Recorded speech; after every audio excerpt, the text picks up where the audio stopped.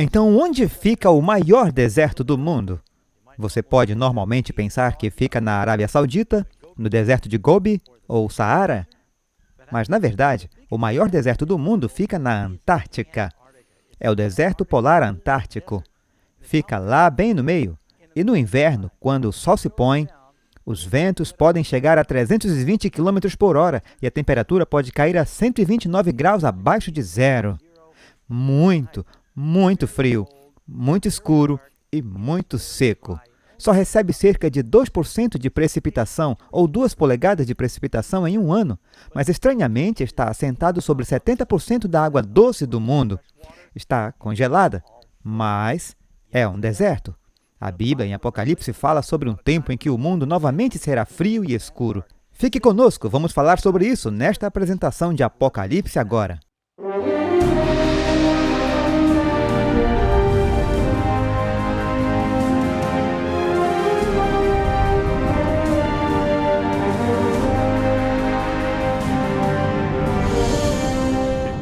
Bem, hoje vamos estudar o tema do calabouço do diabo, que é baseado em Apocalipse capítulo 20. E vamos basicamente cobrir todo esse capítulo, que fala sobre alguns dos eventos dos últimos dias lidando com o milênio. Vamos descobrir o que a palavra de Deus tem a dizer. E antes de nos aprofundarmos na lição, eu gostaria apenas de definir o pano de fundo, ao juntos abrirmos as nossas Bíblias. Vá até Apocalipse capítulo 20. Eu não vou ler o capítulo inteiro, mas eu vou ler o primeiro segmento. Apocalipse 20, verso 1. E vi descer do céu um anjo, que tinha a chave do abismo e uma grande cadeia na sua mão. Ele prendeu o dragão, a antiga serpente, que é o diabo e Satanás, e amarrou-o por 1000 anos. E lançou-o no abismo, e ali o encerrou, e pôs selo sobre ele, para que não mais engane as nações, até que os 1000 anos se acabem. E depois importa que ele seja solto por um pouco de tempo. E vi tronos, e assentaram-se sobre eles, e foi-lhes dado o poder de julgar. E vi as almas daqueles que foram degolados pelo testemunho de Jesus e pela palavra de Deus, e que não adoraram a besta nem a sua imagem, e não receberam o selo em suas testas nem em suas mãos, e viveram e reinaram com Cristo durante 1000 anos. Mas os outros mortos não reviveram, até que os 1000 anos se acabaram. Esta é a primeira ressurreição. Bem-aventurado e santo aquele que tem parte na primeira ressurreição. Sobre estes não tem poder a segunda morte, mas serão sacerdotes de Deus e de Cristo e reinarão com ele 1000 anos. E essa é a primeira sessão. Vamos descobrir tudo isso. E eu espero que aceitemos o que algumas pessoas acham ser um assunto difícil e simplificá-lo. Agora, as histórias da Bíblia são a chave para entender a teologia da Bíblia. As histórias bíblicas estão lá como uma chave para entender algumas dessas questões proféticas complexas. O Apocalipse, mais uma vez, é um caleidoscópio que é montado a partir de muitas outras histórias da Bíblia. Vamos voltar ao início. E eu quero que você saiba que, no Jardim do Éden, quando Deus fez o paraíso, tudo era muito, muito bom. O solo era tão exuberante e vibrante e fértil que produziu muitas frutas exóticas que nem podemos imaginar. E o homem teve que fazer muito pouco em termos de trabalho. Ele trabalhava, mas era muito agradável, não era cansativo. Mas após o pecado e o homem ser expulso do Jardim do Éden, Deus disse, e você lê isso em Gênesis 3,17, maldita é a terra por causa de ti. Então, algo aconteceu, a terra não seria tão vibrante e produtiva. Então você chega ao Gênesis capítulo 4, e bem, Deus disse a Adão em Gênesis 3,19, no suor do teu rosto comerás o teu pão. Então você vai para Gênesis 4, e depois que Caim matou seu irmão, a maldição foi ainda mais além para Caim. E diz, quando lavrares a terra, não te dará mais a sua força. Então, é claro, mesmo depois do dilúvio, a terra e o solo e a agricultura tornaram-se ainda mais difíceis, porque parece que a vitalidade natural foi diminuída. Então, quando Israel entrou em cena, Deus disse ao povo de Israel, através de Moisés, que eles deveriam cultivar a terra por 6 anos e depois deixá-la descansar no 7º ano. Foi como no 7º ano sabático, e dava uma chance de recuperar sua nutrição e, basicamente, você deixava em repouso e ela se curaria e desenvolveria mais vitalidade e o material orgânico reconstruiria o solo. Eu sei que por volta do fim do século XIX, George Washington e Carver tornaram-se famosos porque eles mostraram que muitos plantadores eles não estavam conseguindo plantar algodão, porque o algodão tirava muito nitrogênio do solo. E ele disse, vocês têm que plantar outras coisas, como batata doce e amendoim. E o que vamos fazer com amendoim? Ele disse, eu vou pensar em algo. Ele pensou em muitas coisas para fazer com amendoim, inclusive asfalto. Ele inventou muitas coisas, mas toda a ideia era que essas culturas colocavam nitrogênio de volta no solo para fortalecê-lo. Deus sabia que o solo precisava descansar para que pudesse se recuperar e manter sua vitalidade. Bem, por um tempo, os judeus seguiram essa lei, mas até onde podemos dizer, estudando a história da Bíblia, foi amplamente esquecido. Ele disse a eles, mas ao sétimo dia dispensarás e deixarás descansar para que possam comer os pobres do teu povo. Qualquer alimento deixado voluntariamente, os pobres eram autorizados a colher. Mas continuaram colhendo ano após ano e negligenciaram deixar a terra descansar.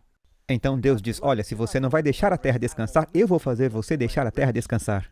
Finalmente, depois de 490 anos de desobediência, eles foram levados para a Babilônia. A Bíblia nos diz que eles queimaram a casa de Deus, essa é Babilônia, queimaram o templo de Deus em Jerusalém. Eles derrubaram o muro de Jerusalém, queimaram todos os seus palácios com fogo. Note isso em 2 Crônicas 36:19, é um verso muito importante. E os que escaparam da espada levou para a Babilônia. Agora, não perca este ponto importante. As pessoas que estavam em Jerusalém, que não escaparam da cidade, foram destruídas, e a cidade foi queimada com fogo. Os que foram poupados e receberam misericórdia foram levados para a Babilônia, para aquela cidade dourada. Lembrem-se que estudamos Babilônia e era como uma cidade dourada. E eles puderam voltar depois do tempo na Babilônia, que foi de 70 anos. Diz que até que a terra se agradasse dos seus sábados, e esta é a parte que eu queria destacar. Até que a terra tivesse desfrutado o seu sábado, enquanto estava desolada, ela guardou o sábado, para cumprir 3 pontos em 10 anos, ou diríamos 70 anos. Então, enquanto a terra ao redor de Jerusalém estava desolada, ninguém estava na terra, nos diz que estava guardando o sábado. Você pode ler em Neemias 1 que durante esse tempo diz que e o muro de Jerusalém fendido e as suas portas queimadas ao fogo. Agora, quando vamos a Apocalipse e começamos a ler sobre esses 1000 anos em Apocalipse, tenha em mente que a Bíblia diz um dia para o Senhor é como 1000 anos e 1000 anos é como um dia. E sabemos que Deus trabalha com um princípio através da Bíblia de que 6 dias você trabalha e um dia você descansa. Haverá 1000 anos, período em que o planeta descansa e se recupera da maldição do pecado. E estará desolado durante esse tempo. Então fiquem comigo, amigos. Eu acho que vocês vão ver como tudo isso se encaixa e faz todo sentido. À medida que formos vendo, vou dar muitas passagens que estão na lição. Eu espero que você esteja usando as lições. Pode baixá-las gratuitamente, se não, anote. E você poderá conferir tudo. Então, temos perguntas e respostas para estudar o assunto do milênio. Pergunta número 1. Que eventos marcam o início do período do tempo de 1000 anos? Bem, você vai a 1 Tessalonicenses capítulo 4, verso 16, e ali o apóstolo Paulo nos diz, porque o mesmo Senhor descerá do céu com alarido e com voz de arcanjo, e os que morreram em Cristo ressuscitarão primeiro. Então, o Senhor está descendo e os mortos estão subindo. Este é, obviamente, um momento climático na história. Isso marca o início do período de 1000 anos. Acabamos de ler sobre isso em Apocalipse 20. Diz, e viveram e reinaram com Cristo durante 1000 anos. E diz, bem-aventurados os santos, aquele que tem parte na primeira ressurreição. Os mortos em Cristo ressuscitarão primeiro. Então, esse é o ponto de partida para quando estes 1000 anos começam. A vinda do Senhor, a ressurreição. Aqueles de nós que estarão vivos e continuam sendo transformados e levados para encontrar com o Senhor no ar, às vezes chamado de arrebatamento, mas não é um arrebatamento secreto. Todos saberão quando isso acontecer. O resto dos mortos, Apocalipse 20, verso 5. Agora espere. Se os mortos em Cristo ressuscitarem primeiro, quem são os outros mortos? Os perversos, você só tem 2 escolhas. Uma vez tirado o bom da equação, só resta o ruim. Há apenas 2 categorias. Jesus disse, ou você está comigo ou contra mim. Você estará salvo ou perdido. Há 2 caminhos na vida. Ou você estará no caminho estreito que leva para o céu, aquela porta estreita, ou você estará no largo, e eles chamam de Broadway. Você está no caminho largo para a destruição. Então, o resto dos mortos não viverão até que os 1000 anos terminem. O que isso implica? Depois que os 1000 anos terminarem, eles vivem, certo? Diz, esta é a primeira ressurreição, ou seja, aqueles que serão ressuscitados na primeira ressurreição quando Jesus voltar. O que mais vai acontecer na primeira ressurreição? 1 Coríntios 15, versos 51 e 52. Nem todos dormiremos, mas todos seremos transformados ante a última trombeta, porque a trombeta soará e os mortos ressuscitarão incorruptíveis. E nós seremos transformados. Sabe, eu costumava me perguntar o que essa palavra incorruptível significa. Então temos esses corpos glorificados, que não envelhecem, decaem e se corrompem, mas teremos corpos vigorosos, eternos, imortais. Seremos transformados. E isso não acontece lentamente, como uma borboleta, acontece instantaneamente. E o Senhor pode fazer isso. Pois isso que é corruptível se revista da incorruptibilidade e o que é mortal se revista da imortalidade. A Bíblia nos diz que carne e sangue não podem herdar o reino de Deus. Ou seja, nossos corpos regulares de carne e sangue envelhecem. Este não é o corpo que herda a vida eterna. Falaremos mais sobre isso. Quem vai mudar nosso corpo vil para que possa ser moldado como seu corpo glorioso? Então perguntamos que tipo de corpo nós temos? Teremos corpos como o corpo de Jesus quando ressuscitou dos mortos. Agora ele tinha um corpo glorificado, que era, deixe-me voltar e dizer isso de uma forma diferente. Deus fez Adão e Eva com corpos reais. Eles foram feitos para viver para sempre, mas eles comiam, trabalhavam, podiam descansar. Não porque estavam exaustos, mas era um descanso agradável. E eles eram corpos físicos reais. Deus vai realizar seu plano original com um upgrade. Mas quando Adão e Eva pecaram, eles perderam aquela quarta dimensão que nós vamos chamar de lado espiritual da natureza. Agora veja, mesmo onde quer que você esteja, e aqui no estúdio, tem anjos aqui. Provavelmente bons e maus. Há anjos por toda parte. Nós não lutamos contra a carne e sangue, mas contra os principados e potestades e governantes e lugares celestiais e assim. Há um reino espiritual que não vemos. Se nossos olhos pudessem ter o véu removido, como o servo de Eliseu, veríamos as colinas cercadas por carros de fogo. Mas quando o homem pecou, aquele sentido, o sentido espiritual, foi destruído e danificado. Nós teremos corpos que serão físicos e espirituais, e serão corpos imortais glorificados, com poderes e habilidades que não temos agora, mas eles são reais. Quando Jesus ressuscitou dos mortos, ele comeu e ele disse, me toque, veja, carne e sangue. Não é que... um espírito, ele não tem carne e ossos como você vê que eu tenho agora. E diz, e então será revelado o iníquo, a quem o Senhor aniquilará pelo esplendor da sua vinda. Então, o Senhor queimará os ímpios, e quando ele vier... Então, quando Jesus vier, quando a ressurreição ocorrer, quando formos transformados, seremos arrebatados para encontrar o Senhor nos ares com corpos glorificados e nos reuniremos com os salvos, os mortos em Cristo. Ao mesmo tempo que acontece com os ímpios, isso é, o início dos 1000 anos, os ímpios que estiverem vivos, diz que serão destruídos pelo brilho da sua vinda. Você tem um grupo que diz, ei, este é o nosso Deus que esperávamos por ele, ele vai nos salvar. E então você tem outro grupo, e eles fogem da sua presença, pedindo que as rochas e os montes caiam sobre eles e os esconda do seu rosto. Então, em toda a criação, meio que implode no momento em que Cristo vier. A terra está em mau estado. Diz, e houve um grande terremoto, como nunca houve desde que há homem sobre a terra. Um terremoto tão poderoso e tão grande. E observe, o que mais? E toda a ilha fugiu, e os montes não se acharam, e sobre os homens caiu do céu uma grande saraiva. Agora essa foto, pelo que eu entendo, é uma pedra de granizo, que alguém me enviou ontem, e é da Austrália. E me parece que é um bloco de granizo de 5 libras. Eu conheço o cavalheiro e... esse é um exemplo. Há algumas grandes pedras de granizo. Eu ouvi que o maior granizo registrado era do tamanho de uma bola de softball, mas essa parece do tamanho de uma soft bíblia para mim. Foi no Paquistão e matou pessoas. Você leu sobre o granizo, uma das pragas do Egito que matou pessoas e animais que estavam no campo. Mas esse granizo que está vindo, diz que cada pedra de granizo era do peso de um talento, que seria aproximadamente 34 quilos pelas medidas de hoje. Então você tem os terremotos, montanhas sendo engolidas, mortos em Cristo sendo ressuscitados, os vivos sendo arrebatados para encontrar o Senhor nos ares. Os ímpios estão fugindo de sua presença, tentando se esconder na superfície da terra quebrada, sendo mortos pelas pedras de granizo que estão caindo do céu. E é nesse momento quando o milênio começa. Lemos em Apocalipse capítulo 20, que diz, um anjo. Agora, este é um anjo que tem mais poder do que Lúcifer, e muitos suspeitam que este pode ser Gabriel, o anjo do Senhor, e desce e se apodera do dragão. O dragão, a serpente, quem é este? É Satanás. E ele tem uma grande corrente em sua mão. Agora, quando falamos de Satanás e correntes, falamos sobre o calabouço do diabo. Estas são uma espécie de metáforas. Eu não acho que você pode algemar o diabo, porque diz que não lutamos com carne e sangue. Não usamos armas carnais na luta contra o diabo. As armas da nossa guerra são espirituais, mas são poderosas para derrubar suas fortalezas.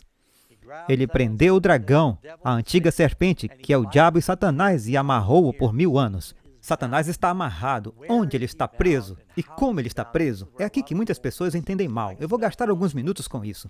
Diz, ele está preso no poço sem fundo. Essa palavra em grego é a palavra abussos. Provavelmente você conhece a palavra abismo. São palavras com a mesma raiz. E você encontra essa palavra, por exemplo, se você lê em uma Septuaginta, que é a versão grega do Antigo Testamento, foi traduzida antes mesmo do tempo de Cristo. Quando fala sobre Deus fazendo o mundo no princípio, diz que o mundo, a terra, era sem forma e vazia, que diz que era abussos.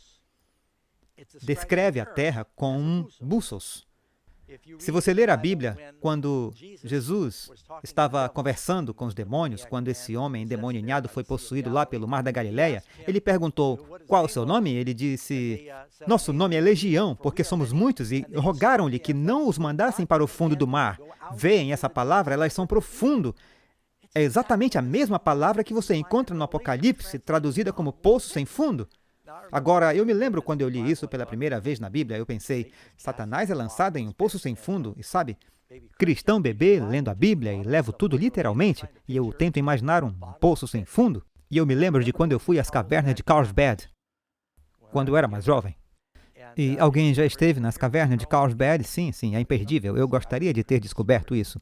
Foi descoberto por um rapaz de 15 anos chamado Jim White, e ele pensou ter visto fumaça saindo das colinas. E ele chegou um pouco mais perto e descobriu que era um vórtice de morcegos. E eram tantos deles que escureceram o céu, e ele pensou, eu tenho que ver isso. Muito corajoso esse jovem. Ele fez uma escada de arame farpado, com alguns postes e arame farpado, desceu sozinho, sem nada, mas, sabe, com uma tocha primitiva, ele começou a explorar. Ele voltou várias vezes e acabou sendo uma espécie de guardião das cavernas de Carlsbad o resto da sua vida.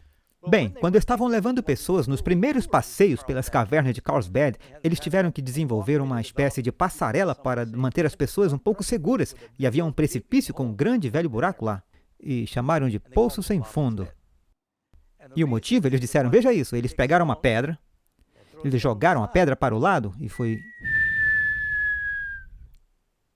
Eu disse, era um poço sem fundo. Em algum lugar, na China, ela saiu em outro lado. Ou algo assim, eu não sei o que eles pensaram. Bem, depois eles conseguiram um equipamento mais sofisticado, desceram, eu esqueci qual era a profundidade, era tipo 180, 270 metros abaixo, que estava cheio de um pó de calcário muito fino e um monte de pedrinhas. Mas o que estava acontecendo é que as pedrinhas estavam... Puf, mas eles não ouviram isso. Então eles acharam que era sem fundo. Bem, é claro, é um poço sem fundo, é um buraco negro? É onde o Senhor vai colocar o diabo? É a mesma palavra para abussos que foi usada para descrever o mundo. Quando foi criado pela primeira vez em sua condição caótica, significa vazio. Esses demônios que disseram a Jesus, não nos lance nos abussos, significa o vazio, sem nada para possuir. Veja que até no tempo de Cristo já estava lá, porque eles disseram, não nos lance lá. Veja, o diabo é um viciado em trabalho. Se ele não tem nada para fazer, isso o deixa louco? Bem, ele provavelmente já está louco, mas isso realmente torna as coisas difíceis para ele. E a maneira que o diabo e os demônios se manifestam não é por, sabe, casas assombradas. Quer dizer, o diabo fica animado em possuir um 2x4? Não é isso, não é o que os estimula. O que os estimula é manipular pessoas, animais, criaturas vivas. E quando são expulsos, eles não têm nada para possuir. Eles até dizem a Jesus, não nos expulse do homem para o abussos. Deixe-nos ir aos porcos, pelo menos eles estão vivos. Podemos fazer algo com eles. E então, sim, Jesus realmente os deixou entrar nos porcos, e todos eles pularam do penhasco. Então Satanás, quando ele está preso no poço sem fundo, ele está preso neste mundo, sem ninguém para tentar ou manipular por 1000 anos. Agora pense nisso. Tudo isso faz sentido? Onde estão os mortos em Cristo? Quando Jesus voltar, em que direção eles vão? Eles sobem. E os mortos, que são os perversos, o que acontece com eles quando Jesus voltar? Eles continuam mortos, não há ressurreição para eles. Diz, os restos dos mortos não ressuscitam até que os 1000 anos se completem. E os que vivem em Cristo, para onde vão? Eles sobem. Os ímpios que vivem quando Jesus vier, o que acontece? Serão destruídos pelo brilho da sua vinda? Então, quantas pessoas estarão vivas na terra quando Jesus vier? Depois que ele vier, eu deveria dizer. Ninguém. Então, o que o diabo tem que fazer? Sabe, a Bíblia diz que quando Cristo vier, os céus partem como um pergaminho. O sol escurecerá, a lua se transformará em sangue, então o planeta estará frio. Não vai ser o aquecimento global, vai ser o congelamento global. O planeta estará frio, escuro e desolado, e estará coberto de destruição. Vamos apenas tomar um minuto aqui e olhar alguns versículos que tratam desse assunto. Pergunta 3. Quem ressuscitará na segunda ressurreição e quando acontecerá? Mas os outros mortos, descrevendo quem? Os ímpios não reviveram até que os 1000 anos se acabaram. O que significa que no final dos 1000 anos eles saem das sepulturas. Diz, todos os que estão nos sepulcros ouvirão a sua voz, e os que fizeram bem sairão para a ressurreição da vida. Agora observe, Jesus diz que há 2 ressurreições. A propósito, isto está em João 5, 28 e 29. E os que fizeram o mal para a ressurreição da condenação será como um zumbi apocalíptico no final dos 1000 anos. Todos eles sairão dos túmulos. E alguém talvez diga, Pastor Doug, é bem claro que quando Jesus voltar, os justos ganham corpos imortais glorificados, mas e os ímpios? Quando forem ressuscitados no final dos 1000 anos, talvez eles estejam numa forma muito ruim. Que tipo de corpos eles terão? Eu não tenho certeza, mas eu acho que Deus vai deixar o suficiente para que eles saibam o que está acontecendo. E se ao sair do túmulo as suas costas ainda doerem, isso não é bom. Você provavelmente não estará na ressurreição certa. Você vai ter o velho corpo, e é isso que isso significa. Então, qual é a condição da Terra? Em que condição ela será deixada durante esse sábado de 1000 anos? Quando a Terra está descansando, é uma desolação, a Bíblia diz. Depois do terremoto devastador e da chuva de granizo, que começa aos 1000 anos. Eis que o Senhor esvazia a terra e a desola, e transtorna a sua superfície, e dispersa os seus moradores, de todo está quebrantada a terra. Agora, Isaías está falando sobre algo no passado ou ele está olhando para o futuro? Observe, ele está falando sobre como a terra será durante o milênio, no futuro. Observei a terra, Jeremias 4, 23. Agora, ao ler isso pela primeira vez, parece que estamos em Gênesis. Observei a terra e ela era sem forma e vazia. Parece familiar? Mas continue lendo. Também os céus, eles não tinham luz. Observei os montes e eis que estavam tremendo e não havia homem algum. As aves do céu tinham fugido. A ideia é de que eles estiveram lá, mas agora se foram. Vi também que a terra fértil era um deserto. O lugar que tinha sido frutífero agora era um deserto. E todas as cidades estavam derrubadas. Não está falando de Gênesis. Todas as cidades estão quebradas. Por quê?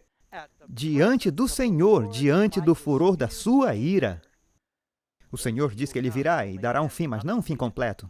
Então, aqui, Jeremias está descrevendo um tempo, uma condição, quando o mundo está vazio. Todas as cidades estão quebradas, não há homem na terra. Deixe-me lhe dar mais versos. Eu sei que isso é novo para algumas pessoas. E serão os mortos do Senhor naquele dia, desde uma extremidade da terra até a outra. Não serão pranteados, nem recolhidos, nem sepultados. Sabe, normalmente, depois de uma batalha, quando há muitos mortos, algumas famílias ou agências vêm e eles cuidam dos corpos, eles os enterram para que fique fora de vista, para que a vida possa continuar. Mas aqui diz que chegará um dia. Eu sei que não é uma foto bonita, mas chegará um dia em que os mortos e os do Senhor cobrirão a terra de ponta a outra e ninguém para lamentar, chorar ou enterrar. A propósito, eu não coloquei nenhum slide sobre isso, mas você lê em Apocalipse 19, que fala sobre o Senhor chama todas as aves de rapina, as águias, os abutres, para a festa. E está falando sobre a festa da carniça. E está descrevendo um tempo, muitas vezes depois das batalhas, quando os corpos cobriam os campos, o céu escurecia com aqueles pássaros, cuidando. Eles costumam falar sobre isso. Você se lembra quando Golias disse para Davi, eu vou te matar e alimentar os urubus? É só uma paráfrase. E Davi basicamente disse, não, vai ser o contrário. Mas era uma visão comum, o céu escurecer com todas as aves de rapina. E aqui está dizendo que toda a terra estará coberta. E diz, o Senhor diz, venham as aves e comam a carne de capitães e grandes homens e valentes, porque toda a terra está coberta com mortos nesse ponto. Eles não serão pranteados, nem recolhidos, nem sepultados. Onde os santos estarão durante os 1000 anos e o que eles estarão fazendo? Jesus disse, eu virei outra vez. Deixe-me voltar. Vocês sabem disso. João 14, versos 3. Na casa do meu pai há muitas moradas. Se assim não fosse, eu não teria vos dito, vou lhes preparar um lugar. E se eu for preparar um lugar para você, eu amo essa promessa. Eu voltarei. Ele prometeu isso e vai cumprir sua palavra. Eu creio que está muito próximo a propósito. Eu virei outra vez e vos levarei para mim mesmo, para que onde eu estiver estejais vós também. Agora eu só preciso de uma pausa. Respirar e explicar por que essa é uma questão tão importante. Existem duas visões concorrentes sobre o milênio. Você não pode conciliá-las. Um grupo, essa é uma teologia relativamente nova, que vem dos últimos 150 anos, mais ou menos. Eles acreditam que o milênio será passado aqui na Terra, e o que vai acontecer é que o arrebatamento será secreto. A igreja é arrebatada, mas a vida continua aqui na Terra durante esses 7 anos de tribulação. E depois dos 7 anos de tribulação, então Jesus volta com os santos. E então os santos estarão aqui na terra governando os ímpios por 1000 anos, e eu não gostaria disso. Quem pensaria que seria bom governar os ímpios? Satanás, de alguma forma, estará amarrado, então isso não é tão ruim. Mas nós teremos corpos glorificados. Os ímpios não, eles continuam tendo funerais, mas nós não. Isso simplesmente não parece fazer sentido. E nesse cenário, este é o cenário de Deixados para Trás, de Hal Lindsey e Tim LaHaye. Sabe, eu não questiono a sinceridade desses homens, eu apenas discordo respeitosamente. Porque em seu esquema, na profecia do último dia, eles sempre têm alguém vivo na terra. Eles não têm nenhum lugar para todos esses versos que dizem que a terra estará desolada e estará descansando. E Jesus disse, em que direção vamos quando ele vier? Ele diz, eu virei te receber para que você esteja nas mansões que ele preparou, onde eu estarei. E então nós claramente subimos quando Jesus vier. Diz que quando Jesus vier, os ímpios serão destruídos pelo brilho da sua vinda. Os mortos do Senhor cobrem a terra. Você não pode conciliar essas duas ideias. Então, não passaremos o milênio na terra, nós passaremos no céu. Eu vou dar mais versos sobre isso em um minuto. Apocalipse 20, verso 4. E vi tronos, e assentaram-se sobre eles, e foi-lhes dado o poder de julgar. E reinaram com Cristo durante 1000 anos. Aí está, pastor. Os justos reinam sobre os ímpios. Eu não quero reinar sobre os ímpios. O que quer dizer reinando? Bem, Jesus é o rei do universo. Fomos feitos à sua imagem. Ele não apenas nos redimiu, mas nós viveremos na capital do universo com o Todo-Poderoso, reinando com ele sobre toda a criação. Não é o tipo de reino onde você tem um rei déspota. É um reino de amor. Então, essa ideia de que estaremos mandando nos ímpios durante os 1000 anos, essa não é a minha ideia do céu. Vivendo e reinando com Cristo e exaltando sua bondade e amor a todas as criaturas não caídas, este é um pensamento emocionante. Aqui diz, mas serão sacerdotes de Deus e de Cristo e reinarão com ele 1000 anos. Isso é Apocalipse 20, verso 6. Isso vai acontecer no céu. Então, onde está o mar de vidro? Aqui está a chave que nos ajudará a entender isso. Agora, eu não tenho o slide disso, mas vou levá-los em nossas Bíblias. Eu acho que eu marquei isso com antecedência para que possamos encontrá-la bem rápido. Em Apocalipse capítulo 4, começarei aí. E você verá, e então iremos para Apocalipse 15. Aqui está a chave. Apocalipse 4, verso 1. Depois destas coisas, olhei e eis que estava uma porta aberta no céu. Onde? Eu preciso da ajuda do meu público de estudo, porque eu sei que tem muita gente estudando com a gente por aí. E eu quero ter certeza de que estamos todos sintonizados e atentos a essas coisas. E uma porta aberta no céu, e a primeira voz que, como de trombeta, ouvira falar comigo, disse, sobe aqui. Em que direção? Sobe aqui, e mostrar-te-ei as coisas que depois destas devem acontecer. Então ele foi para o céu, e ele vê o trono de Deus, os 24 anciãos. Vá para o verso 6. E havia diante do trono como mar de vidro, semelhante ao cristal. Tudo certo, então há um mar de vidro como cristal diante do trono, agora Apocalipse capítulo 15. E vi outro grande e admirável sinal no céu, Apocalipse 15, verso 1. Grande e admirável sinal no céu, 7 anjos que tinham as 7 últimas pragas, porque nelas é consumada a ira de Deus. E vi um como o mar de vidro misturado com fogo, e também os que saíram vitoriosos da besta e da sua imagem e do seu sinal. Agora, as pessoas que têm que obter a vitória sobre a marca da besta viveram no passado, ou isso ainda é presente e futuro? Isso está falando sobre os últimos dias, não é? A marca da besta. Então, as pessoas, onde elas estão? No mar de vidro.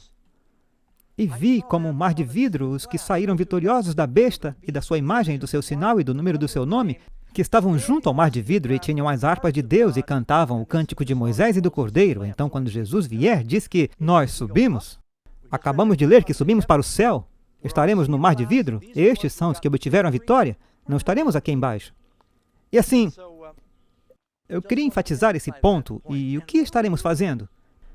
1 Coríntios 6, 2.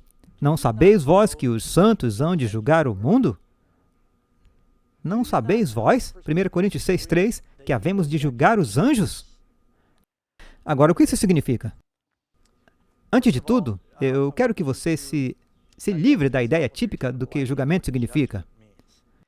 Na mente típica ocidental americana, se eu disser, imagine um juiz, tudo bem, se você fechar os olhos e imaginar um juiz, que cor é o seu manto? Preto. O que ele tem em sua mão? Um martelo. Veja, estamos todos unidos nisso. E o que ele está fazendo? Culpado, inocente? Culpado, inocente. Certo? Isso é. Então, você imagina um juiz andando por aí, declarando as pessoas culpadas ou inocentes e dizendo 40 anos, você está livre, ou qualquer outra pena. E o julgamento na mente judaica não é assim. Provavelmente você já disse, eles têm bom senso. Isso não significa que eles andam por aí dizendo culpado, inocente, inocente, culpado. Significa que eles estão avaliando. Eles têm boas habilidades de avaliação. Então, quando diz que estaremos julgando, agora, quando estivermos no céu, não está claro que, se formos arrebatados para encontrar o Senhor, quando Ele vier, estaremos salvos? E os ímpios estarão perdidos. Então não estaremos decidindo, o que provavelmente é uma coisa boa. Não estaremos decidindo quem será salvo ou perdido. Isso já está decidido. Mas vamos ter muitas perguntas quando chegarmos ao céu durante os 1000 anos. Eu tenho perguntas para 1000 anos. E por um lado, alguém disse, haverá 3 surpresas quando você chegar ao céu. Surpresa número 1, você lá. Surpresa 2, algumas pessoas que você nunca pensou que veria lá.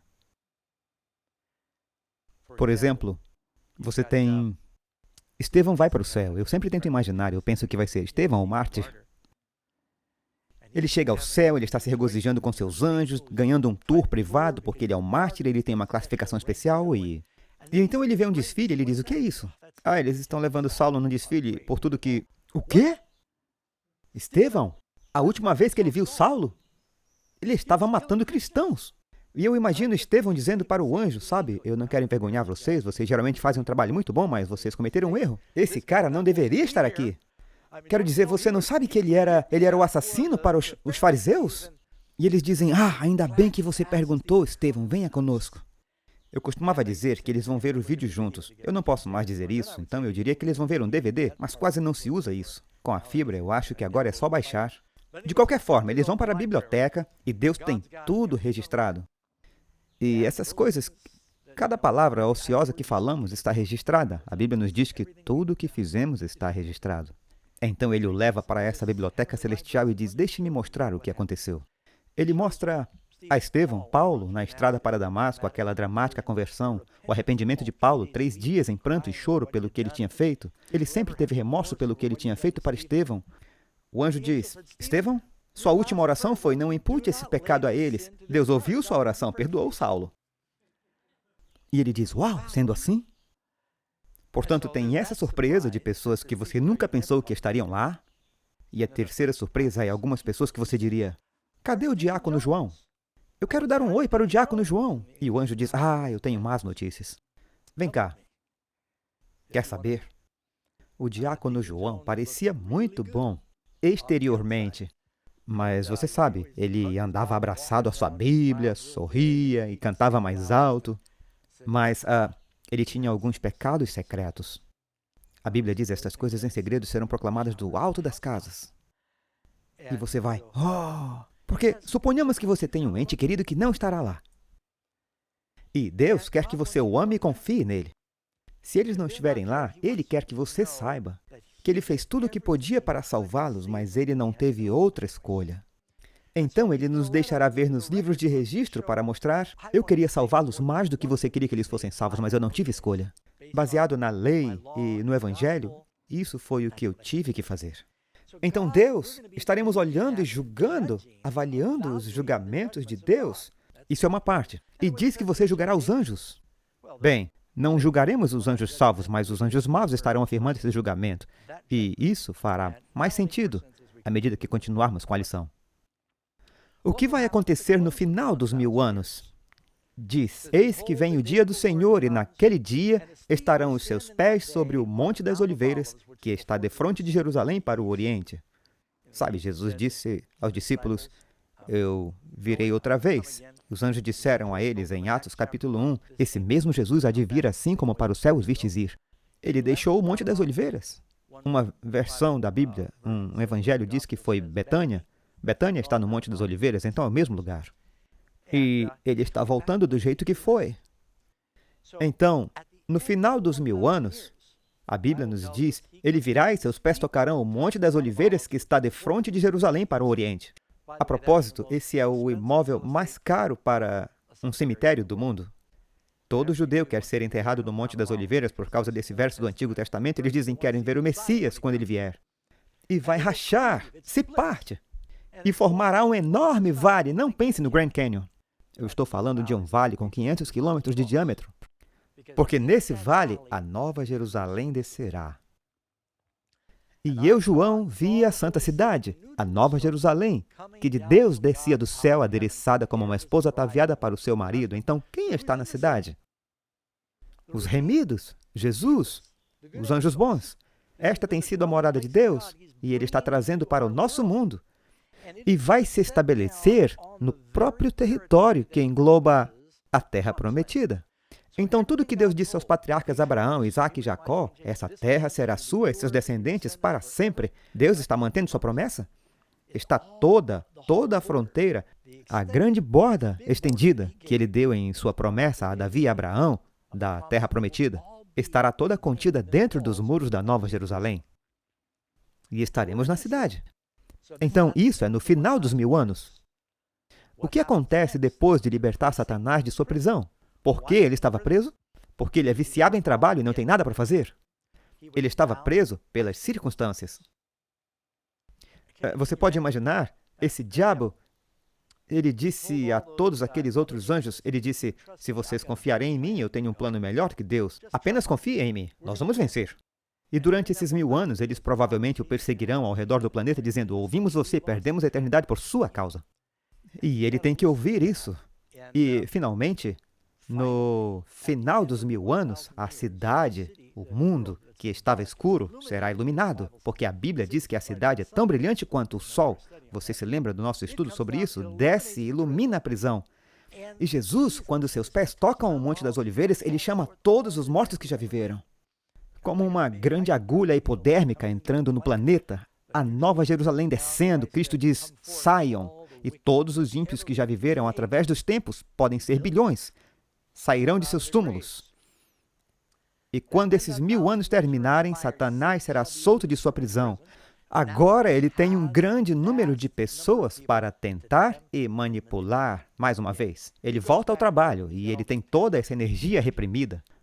O que Satanás fará quando os ímpios forem ressuscitados? E sairá a enganar as nações que estão sobre os 4 cantos da terra, Gog e Magog, para as ajuntar em batalha. Eu acho que eu tenho um verso aqui que fala sobre Gog e Magog. Eu não vou ler ele ainda. Quem estiver assistindo e tiver uma Bíblia, você pode ter uma aqui também.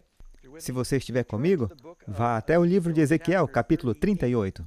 Eu quero apenas destacar alguns versos. Lembre-se. Quem são Gog e Magog? Tenho alguns amigos queridos que dizem isso é Rússia e China. Não há nada na Bíblia. Diz Gog e Magog. De onde? Dos 4 cantos da terra. Não diz nada que é do norte, está falando de algo global. Você encontra Gog e Magog mencionados em Gênesis capítulo 10. Eles eram antigos inimigos do povo de Deus. Por favor, lembre-se disso e Apocalipse fará muito mais sentido. Todos os nomes próprios em Apocalipse são simbólicos. Fala sobre o Egito, não é o Egito real. Fala de Sodoma, Sodoma se foi. Fala de Balaão, Balaão está morto. Fala sobre Jezabel, fala sobre as características dessas pessoas, não delas literalmente, mas elas são famosas na Bíblia por seus feitos. Gog e Magog, Gog ou outro Magog, simplesmente significa da matriz de Gog ou fora de Gog, os filhos de Gog. Então está dizendo Gog e seus filhos, é como Babilônia e suas filhas. Herodias fez sua filha dançar. Você pode ler sobre Jezabel e sua filha Atalia. Todas perseguiram os profetas de Deus. E então, é como se esses líderes e seus filhos, isso é, tudo o que Gog e Magog significam. Eles eram os antigos inimigos do povo de Deus. Eles representam os inimigos de todas as eras, que lutaram contra Deus. Diz, deixe-me ver aqui, Ezequiel 38, verso 1. Veio a mim a palavra do Senhor dizendo, Filho do homem, dirige o teu rosto contra Gog, terra de Magog, príncipe e chefe de Meseque e Tubal, e profetiza contra ele. Eu não posso ler todo o capítulo 38, mas eu quero ir para o verso 16. E subirás contra o meu povo Israel como uma nuvem. Que palavra eu disse? Como o quê? Como uma nuvem, para cobrir a terra. Isso será nos últimos dias. Quando acontecerá? Sucederá que hei de trazer-te contra a minha terra, para que os gentios me conheçam a mim, quando eu me houver santificado em ti, ó Gog, diante dos teus olhos. Vá para o verso 22. E contenderei com ele por meio da peste do sangue e uma chuva inundante e grandes pedras de saraiva, fogo e enxofre farei chover sobre ele, sobre as suas tropas e sobre muitos dos povos que estiverem com eles. Todas as tribos chorarão por causa de Cristo, os perdidos. Farei chover sobre ele chuva inundante, grandes pedras de granizo, fogo e enxofre. Bem, isso aconteceu no passado? Não, então essa é uma profecia do futuro, não é? E eu não posso ler o capítulo inteiro, é incrível como isso revela o Apocalipse para nós. Então o diabo, o que acabamos de ler, cobre a terra como uma nuvem, muitos como uma areia do mar. O diabo vê esse vasto exército, todos os ímpios, bilhões, que já viveram, são trazidos de seus túmulos. E ele diz, quer saber? Há muito mais de nós fora da cidade do que os que estão dentro da cidade. E alguém disse, a esperança é a última que morre. Eu acho que isso é verdade até para o diabo. Ele pensa, talvez. Ele não desiste. Eu me lembro dessa história sobre Gal. Ela trabalhava em um escritório, ela era cristã e trabalhava com um ateu. E ele sempre foi pessimista, negativo, e ela sempre positiva. Ele chegava e dizia, como o tempo está horrível, que tempestade. Ela dizia, teremos lindas flores mais tarde. Não importava o que ele dissesse, ela sempre retornava positivamente. Isso deixava ele louco. Um dia ele teve uma ideia, agora eu pego, eu sei que ela não vai poder dizer nada de bom sobre isso. Ele entrou e disse, não, o mundo está cheio de tanta miséria, o diabo, ele é realmente horrível, não é? Ela disse, bem, certamente ele está ocupado. O diabo é um viciado em trabalho, ele está ocupado, ele não para. E assim que ele vê que tem pessoas para manipular, ele tenta despertá-los. Agora, quem ele tem nesse grupo? Ele tem alguns gênios militares. Provavelmente, Alexandre o Grande, você sabe, ele tipo que bebeu até a morte. Eu não suponho que ele esteja no céu. Napoleão, grande líder militar. Eu não incluí o Hitler porque ele não era um líder militar tão bom, ele era apenas um palestrante motivacional. Mas então, você tem esses gênios e você tem toda a ciência das pessoas que viveram antes do dilúvio, dos últimos dias, e eles têm todos esses recursos do mundo, eles dizem, vamos fazer armas e vamos lançar um ataque à cidade de Deus. E marcharam sobre a superfície da terra e cercaram o arraial dos santos. Sobre o que é o acampamento dos santos? A Nova Jerusalém, que desce do Deus do céu. É a Nova Jerusalém. E diz, e cercaram a cidade, a amada cidade, nós sabemos o que é. E eu quero fazer uma pausa aqui. Chamamos isso de final dramático. Identificação da estação. Certo. Estamos estudando o milênio. O que 1000 significa? 1000. Ênio, anos. A palavra milênio não está na Bíblia. O ensino é chamado de 1000 anos. Você não encontra a palavra trindade na Bíblia. E eu acho que nem a palavra Bíblia na Bíblia. Eu acho que a palavra biblos está no grego. Mas, então, é um ensinamento que fala sobre esse período de 1000 anos. Quando a Terra está desolada, vamos rever onde estamos agora. O milênio começa com a primeira ressurreição. Jesus vindo, os ímpios são destruídos. Por 1000 anos viveremos e reinaremos com Cristo no céu durante esse tempo. E então, no final disso, quando a Nova Jerusalém descer, os ímpios serão ressuscitados E o diabo vai tentar fazer com que eles lancem um ataque contra o povo de Deus. Novamente, este é Ezequiel 38:16. E subirás contra o meu povo Israel como uma nuvem para cobrir a terra. A Bíblia diz que o número deles é como a areia do mar, e até o Apocalipse usa a palavra nuvem. Imagine, agora somos 8 bilhões de pessoas no mundo. Infelizmente, a maioria não está salva. Largo é o caminho que leva à destruição. E eles vão cercar a cidade de Deus, e o diabo vai infundi-los com seu próprio entusiasmo e poder. Sabe, ele é um anjo poderoso. E diz que podemos tomar a cidade. A última vez que viram Satanás, ele estava se passando por Cristo. E ele vai dizer, eu sou o legítimo dono dessa cidade.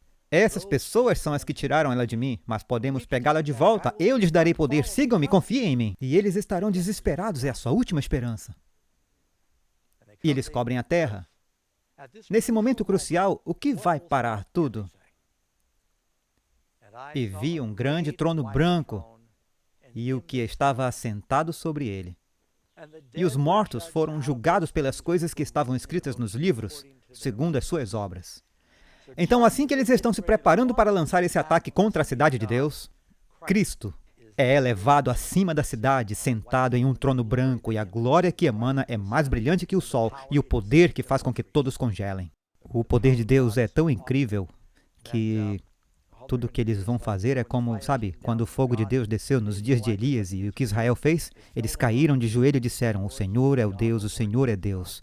Eles viram o poder de Deus. Quando ele deu os 10 mandamentos, o povo covarde, eles disseram, Moisés, não deixe Deus falar conosco. Quando Cristo, em sua glória, se levantar em seu trono branco, todo mundo congela em seu lugar.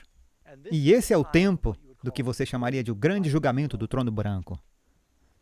E durante este tempo, a Bíblia diz que todos serão julgados pelas coisas que estão escritas nos livros. E se nossos nomes não estiverem no livro da vida, então seremos lançados em um lago de fogo, que virá em apenas um momento. Mas, quando eu pensava no julgamento do trono branco, eu costumava ter essa ideia. Deus vai alinhar todos os que já viveram em uma fila bem longa. E ele vai dizer, ok, um por um, vamos pegar os livros e pegar as testemunhas e testemunhar. Ali terá um advogado de defesa, outro de acusação, e quem sabe quanto tempo um caso pode demorar. Se fosse na América, levaria muito tempo. Quero dizer, há algumas pessoas que são claramente culpadas e estão no corredor da morte há 20 anos. Mas não é assim que Deus vai fazer. Me acompanhe. O Senhor pode salvar 20 pessoas em um momento? No Pentecostes, não foram 3.000 salvos em um dia? 5.000, alguns dias depois? O Senhor pode julgar milhões de uma vez. Ele pode. Como todos estão diante do Senhor? Em um panorama no céu, o Senhor mostrará o plano da salvação. E como ele fez tudo o que podia para salvar cada indivíduo. Mas eles não puderam, não participaram, não se entregaram, não confiaram nele. E não serão salvos.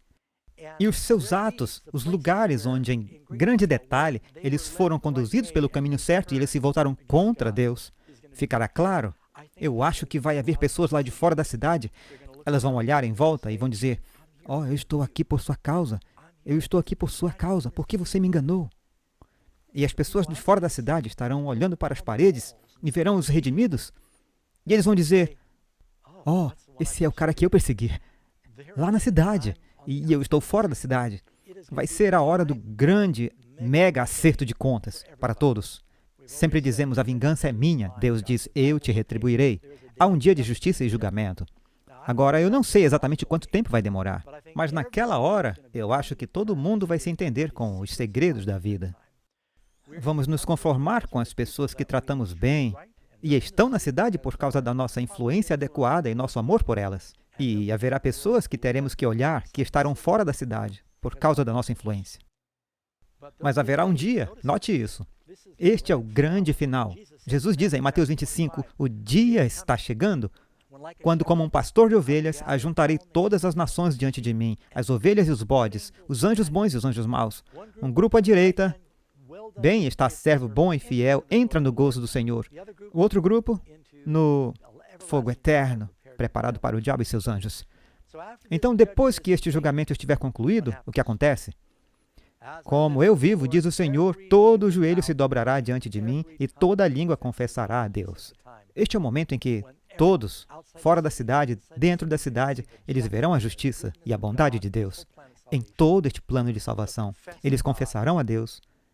E no nome de Jesus, todo joelho dobrará.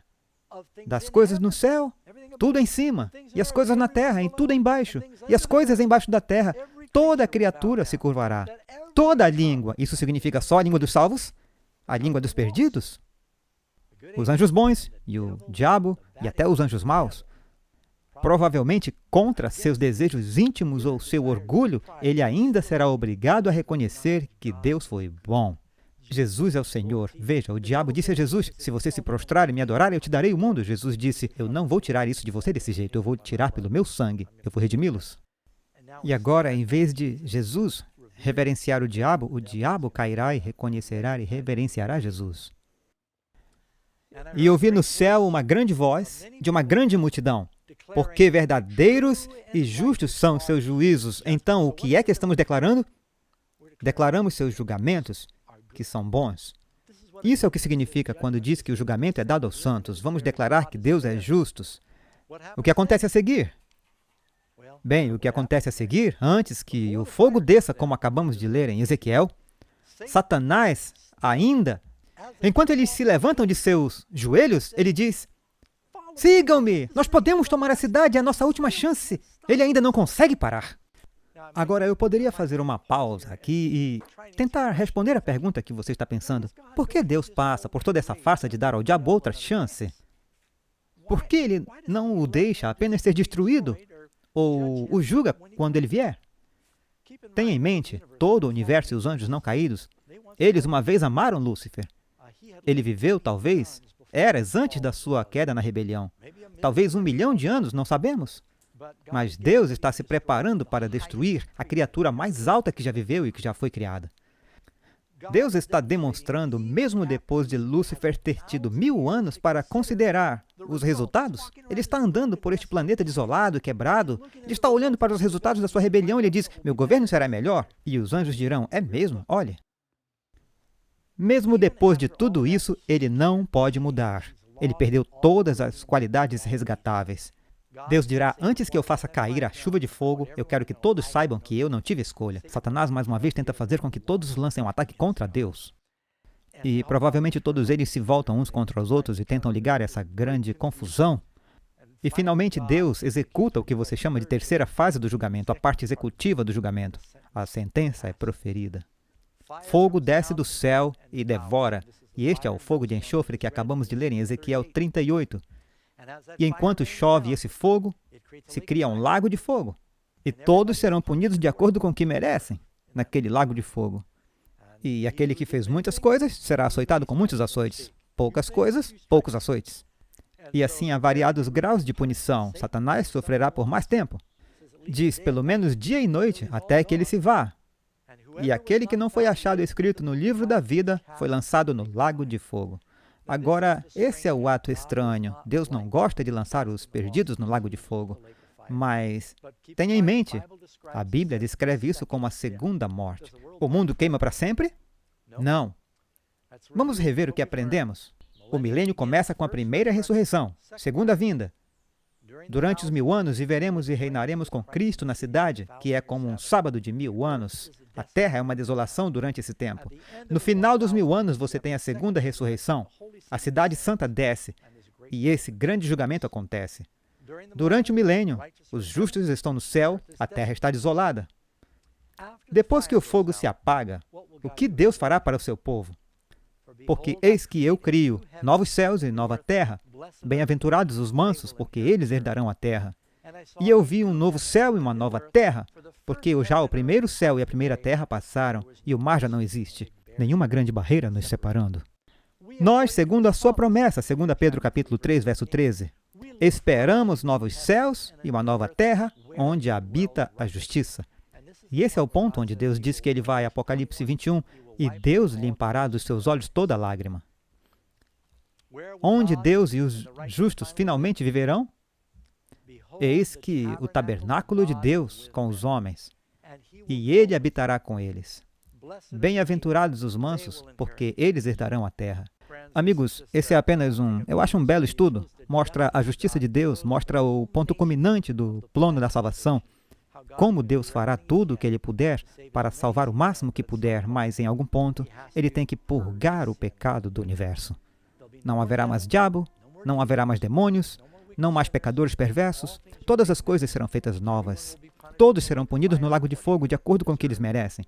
E depois, nas cinzas do planeta purificado, Deus faz um novo céu e uma nova terra, onde não há mais dor, tristeza, morte, todas as coisas são novas. Ele quer que você faça parte desse reino, mas para fazer parte desse reino, Ele quer te dar um novo coração agora. E você consegue isso vindo a Jesus, assim como você está. E Ele pode te transformar e te dar aquele novo nascimento. Vamos todos nos encontrar novamente algum dia. Eu espero que você queira estar dentro da cidade, amigos, quando esse dia chegar. Jesus pagou seu resgate. Ele pagou sua passagem para te ter dentro da cidade. Você precisa aceitar pela fé. Convide-o para o seu coração e deixe que Ele o crie em uma nova criatura. Ele fará isso. Deixe-me orar com você. Amoroso Deus, te agradecemos por esse estudo encorajador que tivemos hoje, onde não haverá mais pecado, não haverá mais sofrimento, e que todas as coisas serão feitas novas. Não haverá mais diabo. E, Senhor, estamos felizes em saber que o universo pode entrar na eternidade purificado de toda dor. E eu oro, Senhor, para que possamos ter essa experiência. Esteja com cada pessoa que assiste. Eu oro por alguns que não tomaram essa decisão e que agora dirão. Na verdade, eles podem orar comigo nesse momento. Senhor Jesus, eu quero que o Senhor entre em meu coração. Perdoe meus pecados e eu me arrependo deles. Me dê um novo coração e comece a me mostrar através da Tua palavra como viver para o Senhor. Amém.